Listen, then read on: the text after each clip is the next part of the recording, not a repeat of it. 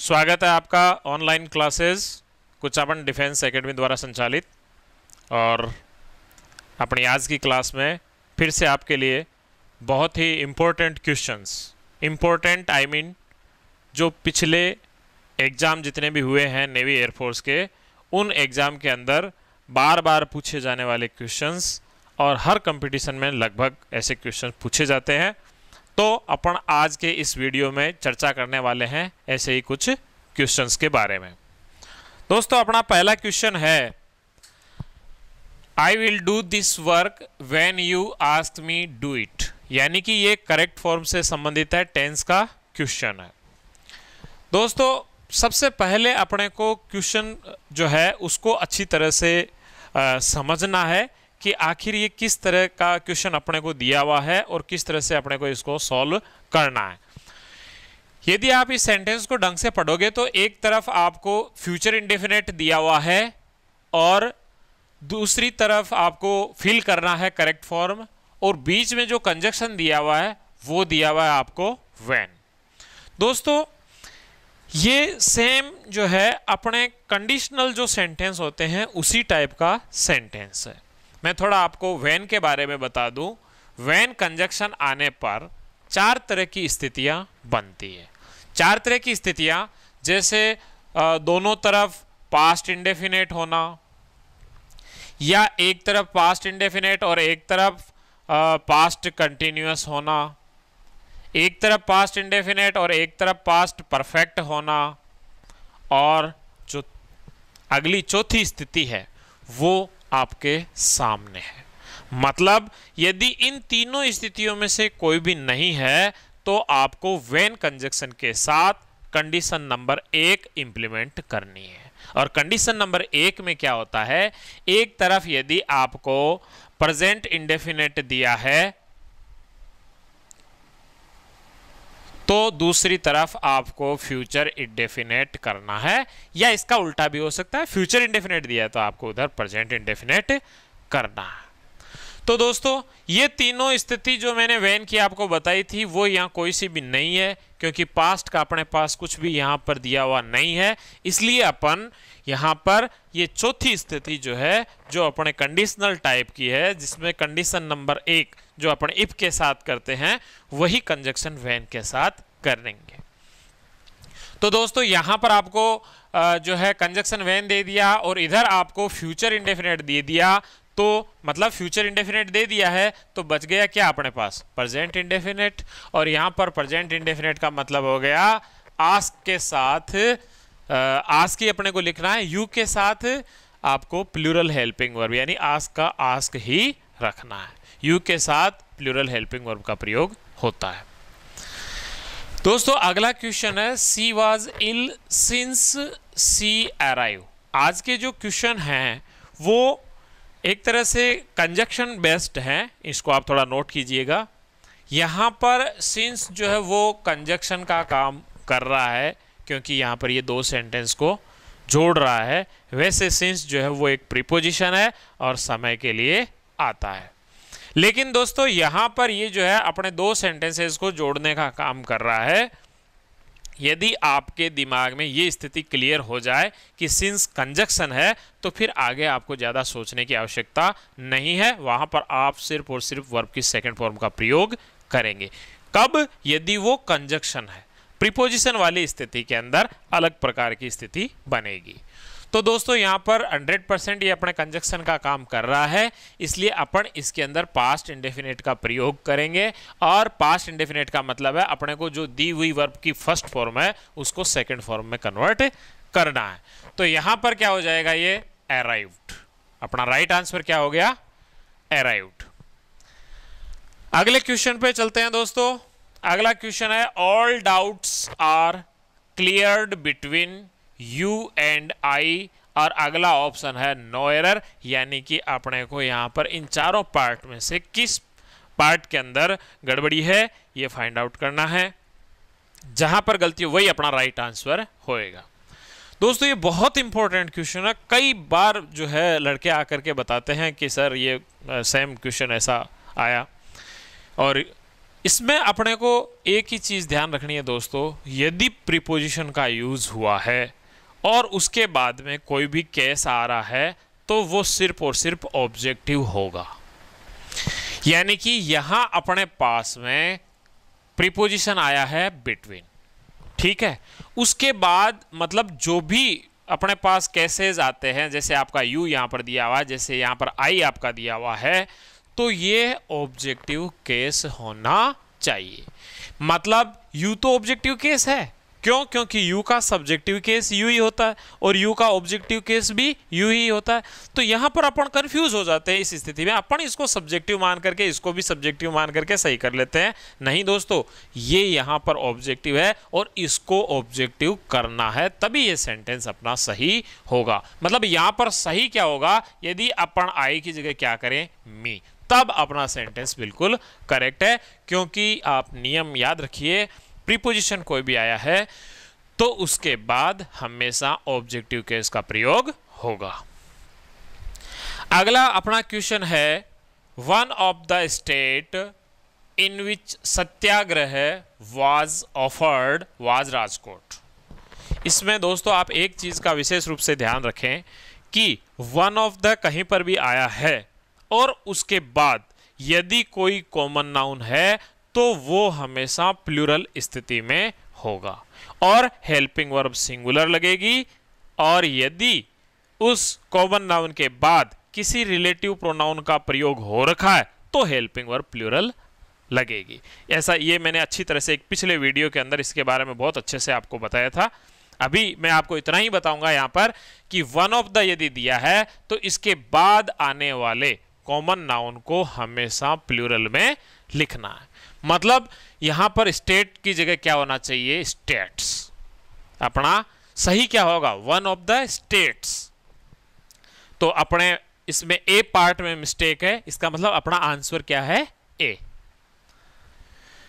We had to cancel our trip to Delhi because when we reached the railway station the train left. दोस्तों यहां पर मैं आपको एक और चीज बता दूं कि जहां पर भी कंजक्शन व्हेन लग करके टेंस की स्थिति का सवाल बनता है तो 100% ध्यान रखना, आप इन चार स्थितियों को हमेशा याद रखना। और इसका एक क्वेश्चन डेफिनेटली आपके रहेगा।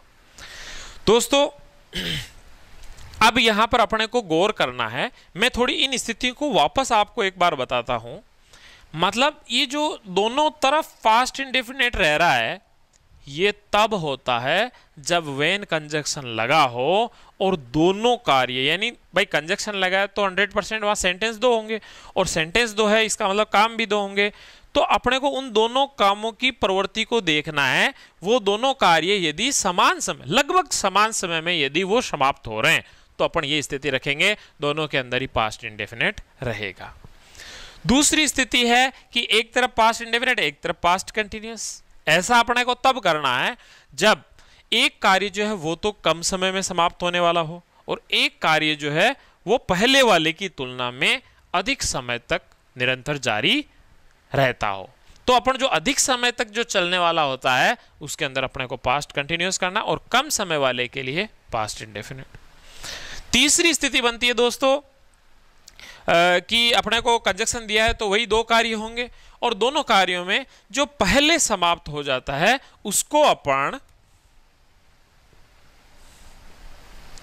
जो कार्य पहले समाप्त हो जाता है उसको अपन पास्ट परफेक्ट में, मतलब मैं लिख देता हूं थोड़ा सा, पहले समाप्त होना, और ये होगा बाद में। तो पहले समाप्त हुआ उसके अंदर क्या करना अपने को, पास्ट परफेक्ट, और जो बाद में समाप्त हुआ उसके अंदर क्या करना है, पास्ट इंडेफिनिट। दोस्तों यही सेम स्थिति इस सेंटेंस में अपने को देखने को मिलेगी कि अपने पास कंजक्शन यहां पर लगा हुआ है व्हेन, ठीक है। We reached the railway station, जब हम स्टेशन पर पहुंचे, द ट्रेन लेफ्ट। तो दोस्तों पहुंचना बाद में हुआ है, पहले समाप्त क्या हो गया, यानी पहले काम कौन सा समाप्त हो गया, ये ट्रेन के लेफ्ट होने का, यानी ट्रेन पहले गई उसके बाद ये व्यक्ति वहां पर पहुंचा है। तो अपने को यहां पर यह ध्यान देना है कि जो कार्य पहले समाप्त हो उसको किस में लिखना है, पास्ट परफेक्ट में। तो दोस्तों यहां पर पहले कार्य हो चुका है किसका, ट्रेन के स्टेशन छोड़ने का, इसलिए ये द ट्रेन लेफ्ट नहीं हो करके यहां पर सही होगा हैड लेफ्ट।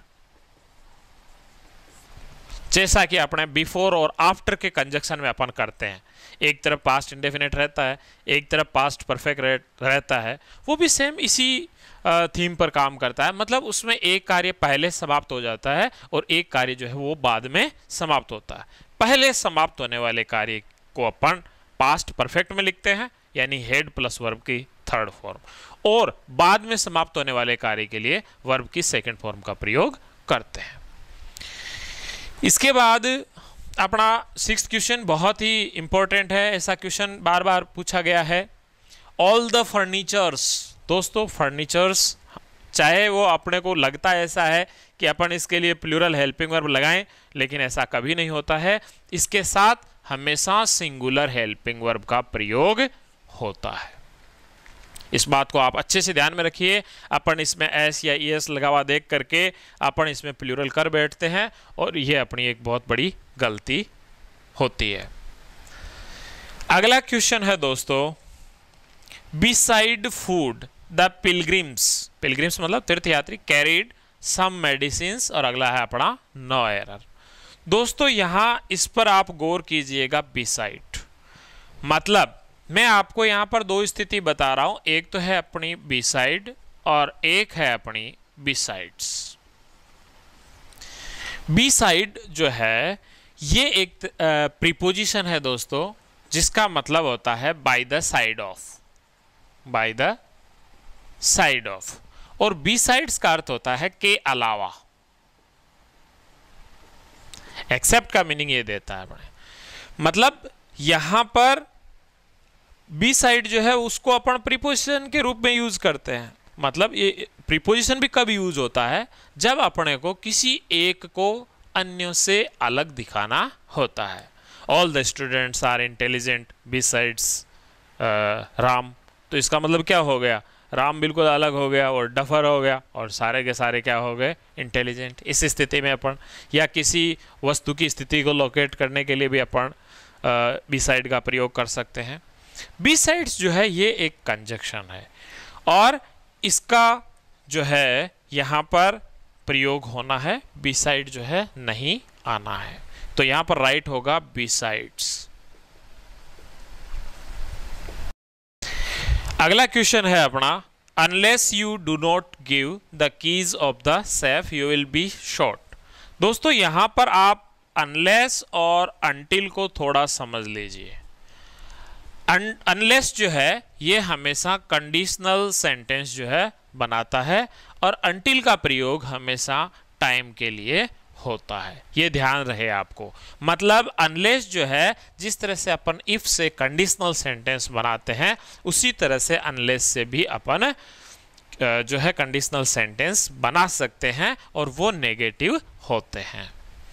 तो दोस्तों जब ये अनलेस यहां पर आ चुका है तो ये खुद ही अपने आप को नेगेटिव मीनिंग इसके अंदर है, ऑलरेडी है, तो इसके अंदर अपने को डू नॉट लगाने की कोई आवश्यकता नहीं है। ये यहाँ पर एक्सेस में लगा हुआ है, इसका यहाँ पर कोई मतलब नहीं है, क्योंकि यहाँ पर ये कंडीशनल सेंटेंस बनाने के साथ साथ में नेगेटिव मीनिंग इसके अंदर निहित है, इसलिए अपने को यहाँ से डू नॉट को रिमूव कर देना है। अगला क्वेश्चन है दोस्तों, it is high time you by A car. दोस्तों जहां पर भी मैं आपको बताता हूं कि सिंस कंजक्शन हो या इट इज हाई टाइम हो, इस तरह से हो, तो अपने को वहां पर वर्ब की सेकंड फॉर्म का प्रयोग करना है, न कि फर्स्ट फॉर्म। यानी कि हाई टाइम या इट इज टाइम, उसके बाद में अपने को वर्ब की सेकंड फॉर्म यानी कि क्या आ जाएगा, बॉट। सेकंड फॉर्म क्या होगी इसकी, बॉट। मैं यहां पर एक दूसरा क्वेश्चन भी आपको बता रहा हूं, इट इज टाइम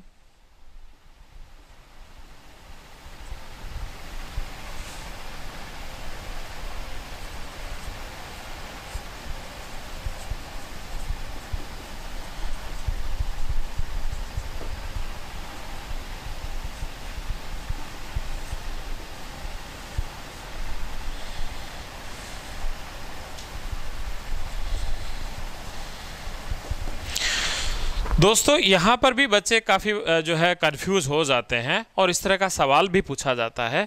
मतलब इट इज़ टाइम तो यहाँ पर भी दिया हुआ है और इट इज़ टाइम ही यहाँ पर दिया हुआ है, लेकिन यहाँ पर अपने पास में कोई नाउन और प्रोनाउन आ गया और यहाँ पर अपने पास में जो है प्रीपोजिशन क्या आया है, टू। तो दोस्तों जहां पर भी नाउन और प्रोनाउन आ जाए उसके बाद अपने को वर्ब की सेकंड फॉर्म का प्रयोग करना है, और यदि अपने पास में यहां पर टू रहता है तो टू के बाद हमेशा वर्ब की फर्स्ट फॉर्म का प्रयोग होता है। मतलब यहां पर अपन ने वर्ब की सेकंड फॉर्म का प्रयोग किया और यहां पर अपन ने वर्ब की फर्स्ट फॉर्म का प्रयोग किया। मतलब सेकंड फॉर्म तब करनी जब इट इज टाइम या इट इज हाई टाइम के बाद में कोई ना कोई यहाँ पर आपको नाउन और प्रोनाउन दिया हुआ हो। यदि ऐसा नहीं है और टू लगा हुआ है तो उसके बाद हमेशा वर्ब की फर्स्ट फॉर्म ही आएगी। इसके बाद अपने पास है दो इडियम्स। पहली है नल एंड वॉइड। मोस्टली ये जो है पूछी जाती है। नल एंड वॉइड मैं इसको लड़के कई बार इसको भूल जाते हैं तो मैं उनको ये बताता हूँ कि इसका जो अर्थ होगा वो इसी से निकल करके बनेगा। जैसे इसके अंदर जितने लेटर या जो भी लेटर आए हैं, मतलब इनवैलिड, आप देख सकते हो ये सारे लेटर्स जो है वो अपने इसी ईडियम से बने हुए हैं। मतलब नल एंड वॉइड का मतलब होगा इनवैलिड, अवैध। हॉब्सन्स चॉइस का जो है ये ईडियम भी काफी बार पूछी हुई है और पूछी जाती है अक्सर। इसका मीनिंग ये रहेगा नो चॉइस एट ऑल, यानी किसी प्रकार की चॉइस का न होना हॉब्सन्स चॉइस कहलाता है। थैंक यू, मिलते हैं अगली ऑनलाइन वीडियो क्लास में।